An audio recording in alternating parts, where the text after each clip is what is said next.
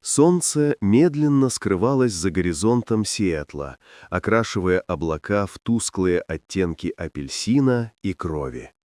Городская улица была окутана пылью, поднятой проезжающими машинами, и каждый порыв ветра смешивал ее с сухими листьями. На тротуаре стояла худенькая девочка с небрежно заплетенной косичкой, в изношенном платье, когда-то, возможно, небесного цвета. В руках она держала старый велосипед, ржавый и побитый, с колесами, утратившими прежний блеск, а на цепи свисала сломанная пружинка. Ее пальцы дрожали не от холода, а от усталости, а глаза были темными от синяков и следов слез. В ее голове звучал голос матери: «Если продашь велосипед, будет хлеб, немного муки, может, даже лепешки».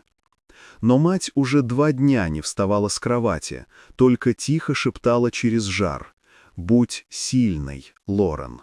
Из-за угла выехали 3 мотоцикла, черные и блестящие.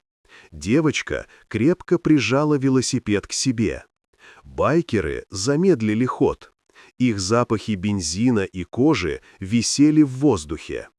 Лидер, высокий и бородатый, остановился, пристально глядя на девочку.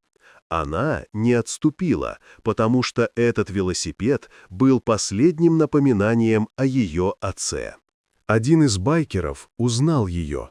В его глазах мелькнула старая вина, воспоминания о том пожаре, который они когда-то устроили, о доме, который сгорел, и о человеке, которого они тогда оставили. Лорен сказала его имя — Томас Грей, и в ее голосе прозвучала сталь. Они сожгли все, даже надежду. Тишина опустилась на улицу, и лишь ветер гнал пыль между ними. Байкеры чувствовали вес прошлого, тяжесть вины и бессилия. Лидер достал помятую пачку денег и протянул ее Лорен. Она не взяла ради себя, ради матери. Девочка повела их через разрушенные кварталы к маленькой хижине, крыша которой была полуразрушена пожаром. Внутри мать Лорен, хрупкая и иссушенная, подняла взгляд. Она узнала виновников. Байкеры замерли, словно на суде, осознавая глубину того, что сделали. Один из них оставил у порога рюкзак с едой и лекарствами, попытка хоть как-то исправить. Лорен крепко держала мать за руку. Ее глаза больше не горели яростью, а лишь тихой усталостью и горечью. «Добро нельзя вернуть злом», — сказала она про себя. Байкеры молчали. Ветер поднимал пыль, и только звук их моторов, уносящихся по дороге, напоминал о том, что они не смогут забыть.